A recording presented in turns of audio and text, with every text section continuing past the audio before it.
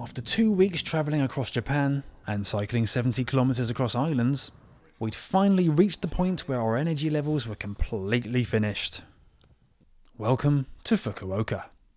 By the time we arrived at yet another Appa hotel, this one with slightly concerning prison vibes, it was already evening. We headed straight out for dinner via a shopping centre which apparently counts as a local point of interest according to the internet, eventually ending up along the Naka River to check out the city's famous street food stalls, or Yatai as they're called in Japanese. It took us a while to find one we were confident served exactly what we were after. The hosts at the apartment we stayed at during the Shimanami Kaido had recommended we try Tonkotsu Ramen, the local specialty. Not to be confused with Tonkatsu, very different thing, easy mistake to make. There are loads of yatai clustered together along the river, and they're clearly designed to get food out incredibly quickly. I think our ramen arrived in under 3 minutes. Tonkotsu ramen originated in Fukuoka, specifically the Hakata district during the 1930s.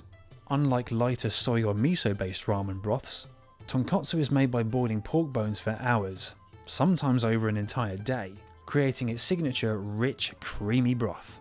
After already trying ramen in both Tokyo and Kyoto, it was nice this late into the trip to eat something that felt familiar and new at the same time.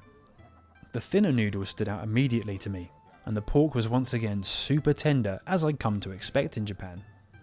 That was pretty much it for the first evening. A quick dinner, and then sleep. We genuinely hadn't realised how exhausted we were.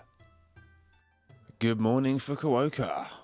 We've had quite a lie-in. It is, just gone midday. We were just so knackered from the bike ride over the past couple of days. But yeah, now we're going to go head out and see what we can actually explore of Fukuoka in the afternoon. We started the afternoon at Totoji Temple, part of the Hakata Old Town Historic Temple Walk.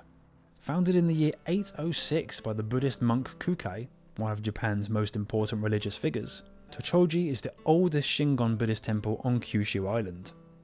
The wider temple walk through Hakata Old Town links together several historic temples and shrines, offering a quieter, more traditional side of Fukuoka that feels very different from the modern shopping districts nearby.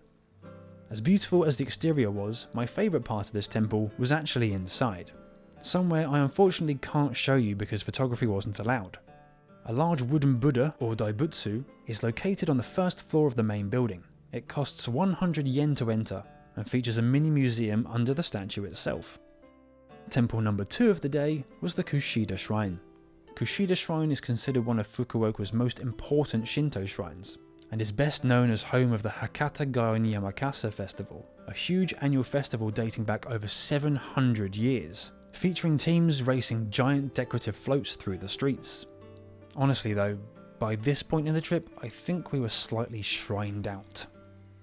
Chris wanted to check out a local park, so we hopped on a train and eventually arrived at Ohori Park. It was overcast and grey, a little bit like being back home. Ohori Park was originally built around the moat system of Fukuoka Castle, with the large central pond inspired by classical Chinese garden design. Nowadays it's one of the city's main relaxation spots, popular for jogging, cycling, boating, and generally escaping the noise of the city. And apparently, after cycling 70 kilometers over 2 days, what your legs really need is more pedalling. Still, it was actually pretty relaxing being out on the water. Lovely little row, hey? Row, row, row your boat. I'm not trying you on that. Ah, come on. Star Trek 5. Yeah.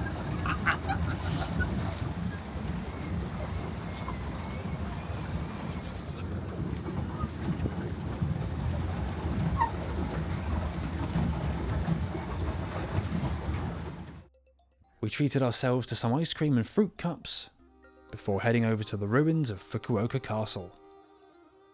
The castle was built in the early 1600s during Japan's Edo period and was once one of the largest castles in Kyushu.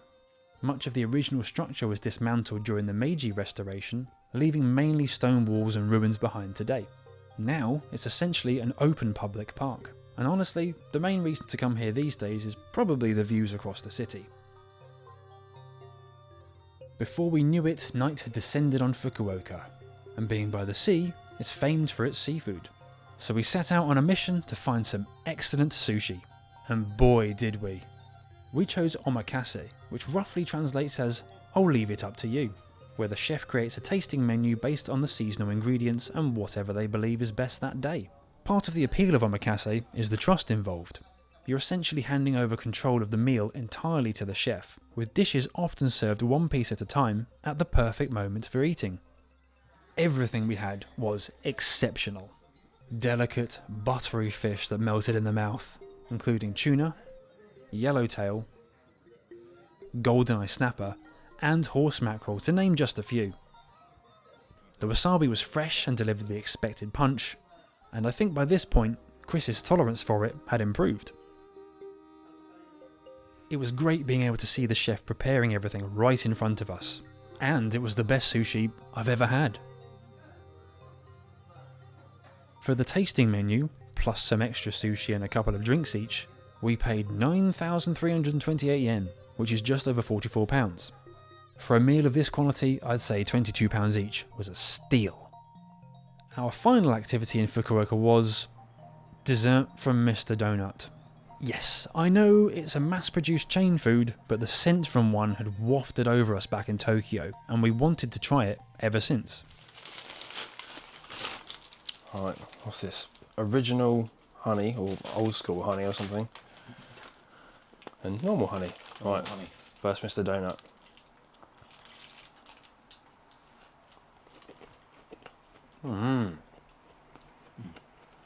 That's good. It's very light, not too sweet. It's a little bit like when I put honey on a bagel at home, except with the consistency of a donut. It's just, Yeah. that's really good. Yeah. This one's more dense. It's not as light, but I don't know, it's really... You are what you eat. I don't know, it's really nice actually. It's a nice change from a normal donut, this. Mr. Donut ticked off. It was back to Tokyo the following morning to catch our flight home. Sad times. So, my thoughts on Fukuoka. As you've seen, we weren't there for long and we didn't see a whole lot. That being said, I still enjoyed it.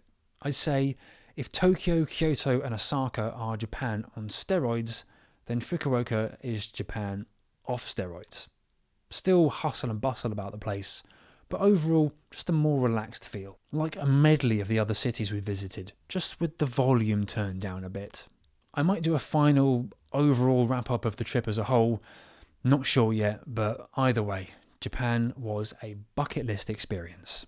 Thank you for watching, have a good one, and I'll catch you next time, whatever that may be.